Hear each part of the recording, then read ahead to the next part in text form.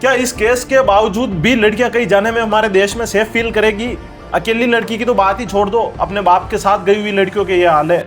यहाँ क्या सुशासन सरकार रहेगा जब एक बेटी बाप के बगल में सुरक्षित नहीं है? कैसे ही सुशासन का सरकार है? एक गरीब बाप जो अपनी बेटी को एग्जाम देने लेकर जाता है, किसी भी कारणवश लेट हो जाते हैं, एटलीस्ट जो अपने इस देश में थोड़ा सा सेफेस्ट ऑप्शन माना जाता है, बाप औकात से बाहर जाकर उसे चूज करता है, एक महंगा होटल।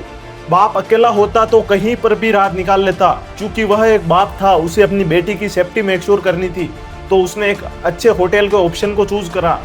पर जो ये बेवड़े दरिंदे हैं हमारे देश में, चाहे कहीं पर भी चले जाओ, ये कुत्तों जैसी हरकतों से कभी भी बाज नहीं आएंगे। वो तो ठीक है कि एक बाप साथ में था तो अनहोनी होने से बच गई। जस्ट इमेजिन करो कि उसकी माँ साथ में होती, फिर क्या होता? कुछ नहीं, अपने देश में गवर्नमेंट की नींद तब भी नहीं खुलती। ये केस भी उन हजारों रेप के केसेस की तरह सिर्फ दर्ज होके ही रह जाता।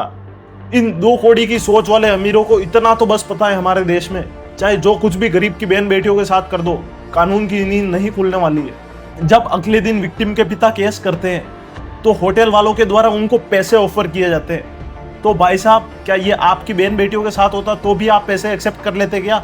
थोड़ी शर्म तो बची होगी अंदर। इन सब के बावजूद भी इनके हाथों में कुछ नहीं रहता, ये भाई साहब डायरेक्ट धमकियों पे आ जाते हैं। अभी तक होटल वाला और फोन करता है कि तुम केस लड़ने पटने ना आएगा। धमकी दे रहा है? हाँ, वो केस तुमको पटने लड़ना आना है। पूछिए सर, हम क्या करें? धमकी भी दे रहा है? धमकी भी फोन पर दे रहा है, हम क्या करें सर?